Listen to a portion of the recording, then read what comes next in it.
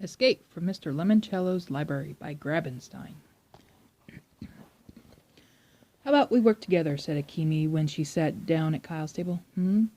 Kyle didn't take his eyes off Sierra Russell. She had drifted up about 25 feet and was leaning against the railings of her floating platform, completely lost in a new book. Hello, Earth Kyle. Do you want somebody else to get first dibs on the Electronic Learning Center? No, then focus. Okay, so how do we use our wits in the library to find dessert? Kimmy nodded toward Miguel, whose fingers were dancing across the screen of the desktop's tablet computer. I think he's doing a search in the card catalog. Why? It's how you find stuff in the library, Kyle. I know that, but we're not looking for books about dessert. We need to find actual food. Andrew Pickleman stood up from his desk and sprinted up a wrought iron spiral staircase leading to the second floor. 2 seconds later, Charles was sprinting up the staircase behind him. All the other players soon followed. Everybody was headed to the second floor and the Dewey Decimal rooms. Miguel finally popped up from his desk and made a mad dash for the nearest staircase. It's got to be up in the 600, you guys, he said. Thanks, said Kyle, but he still didn't budge from his seat. I guess the 600 is the Dewey Decimal category where we find books about dessert, said Akimi. Maybe we should... Wait a second, said Kyle. Kyle, in case you haven't noticed, you, me, and glider girl Sierra are the only ones still on this floor, and Sierra isn't really on the floor because she's floating. Hey, go on, Akimi. I have an idea.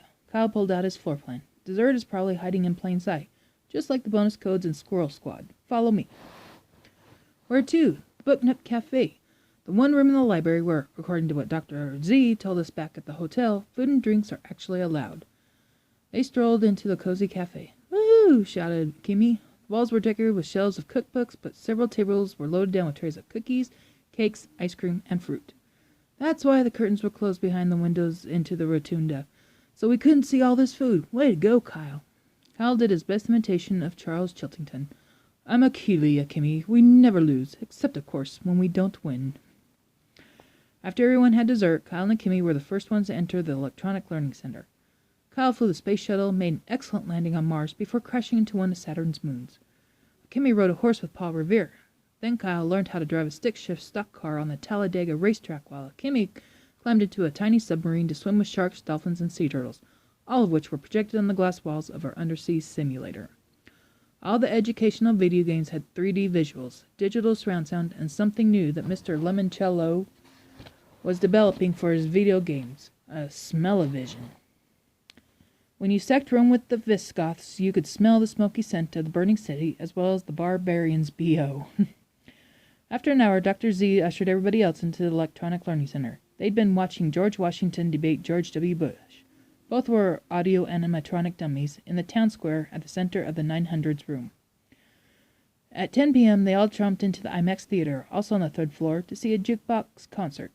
3D images of the world's best musicians, living and dead, performed their hits live. The best part was Mozart jamming with Metallica. Finally, around 3 in the morning, Clarence and his twin brother Clement came to escort the kids to their sleeping quarters. The boys would roll out their sleeping bags in the children's room just off the rotunda. The girls would be upstairs on the 3rd floor of the boardroom. Charles would be lecturing all alone in Mr. Lemoncello's private suite. Exhausted from the excitement of the day and crashing after eating way too much sugar, Kyle slept like a baby. He only woke because he heard music, loud, blaring music, the theme song from that movie, Rocky, his brother Mike's favorite. What's that? He mumbled, crawling out of his sleeping bag. Kyle glanced at his watch. It was 11 a.m. He figured the library lock-in was officially over and was the group's wake-up call. Music kept blaring. This is how they wake up astronauts, groaned Miguel. Turn it off.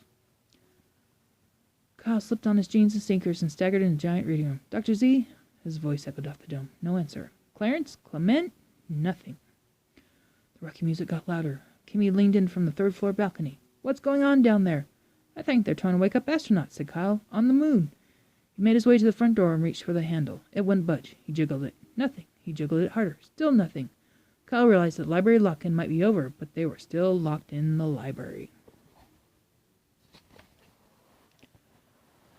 Everybody, please take your seats, Dr. Z said to the parents gathered in the conference room at the Parker House Hotel. When do our kids come home? Asked one of the mothers. Rose has soccer at 2, said another.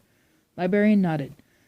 Mr. Lemoncello will. Just then an accordion panel door at the far end of the room flew open, revealing the eccentric billionaire, dressed in a bright purple tracksuit and a plumed pirate hat. He was eating a slice of 7-layer birthday cake. Good morning, or as they're currently saying in Reykjavik, Gott sogudi, which means good afternoon.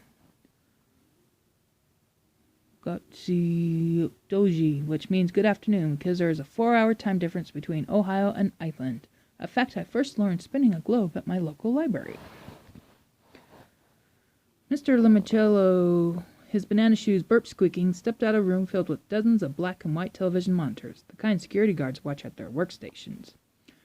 Ladies and gentlemen, thank you for joining us on the grand suspicious day. Today I'm pleased to announce the most marvelously stupendous game ever created, Escape from Mr. Lemoncello's library. The entire library will be the game board. Your children will be the game pieces. The winner will become famous all over the world. How? Asked one of the father.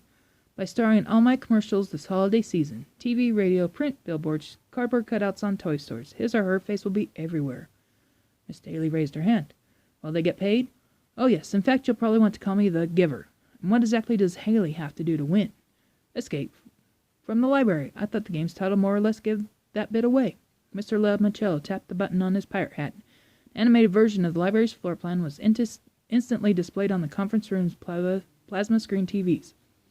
Whoever is the first to use what they find in the library to find their way out of the library will be crowned the winner. Now then, the children cannot use the front door or the fire exits or set off any alarms. They cannot go out the way they came in. They can only use their wits, cunning, and intelligence to decipher clues and solve riddles that will eventually lead them to the location of the library's super-secret alternative exit. And ladies and gentlemen, I assure you such an alternative exit does indeed exist. The parents around the table started buzzing with excitement. Participation, of course, will be purely optional and voluntary, said Mr. Lemoncello, clasping his hands behind his back and stalking around the room. Several parents pulled out cell phones. And please do not attempt to phone, email, text, fax, or send smoke signals to your children, encouraging them to enter the competition. We have blocked all communication into and out of the library. Only those who truly wish to stay and play shall stay and play. Anyone who chooses to leave the library will go home with a lovely parting gifts and a souvenir pirate hat very similar to mine. They'll also be invited to my birthday party tomorrow afternoon. He held up his crumb-filled plate. I've been sampling potential cake candidates for breakfast. Miss Keegan crossed her arms over her chest. Will this game be dangerous? No, said Mr. Lemoncello. Your children will be under constant video surveillance by security personnel in the library's control center. Dr. Z and I will also be monitoring their progress here in my private video viewing suite. Should anything go wrong, we have paramedics, firefighters, and a team of former Navy SEALs, each with the heart of a samurai, standing by to swoop in and rescue your children. It'll be like the Hunger Games, with lots of food and no bows or arrows. Why not just have the kids play one of your other games, the parent suggested. Why all the fuss? Because, my dear friends, these 12 children have lived their entire lives without a public library. As a result, they have no idea how extraordinary, useful, helpful, and funful a world I recently invented a library can be. This is their chance to discover a library that is more a collection of dusty old books. It is a place to learn, explore, and grow. Mr. Lemoncello, I think what you're doing is fantastic, said one of the mothers. Thank you, said Mr. Lemoncello, bowing and clicking his heels, which make them buck like a chicken. If any of you would like to check up on your children, announced Dr. Z, please join us in the adjoining room. Oh, they're a lot of fun to watch, said Mr. Lemoncello. However, Mr. and Mrs. Keeley, I'm afraid your son, Kyle, does not enjoy the theme song from Rocky quite as much as I do.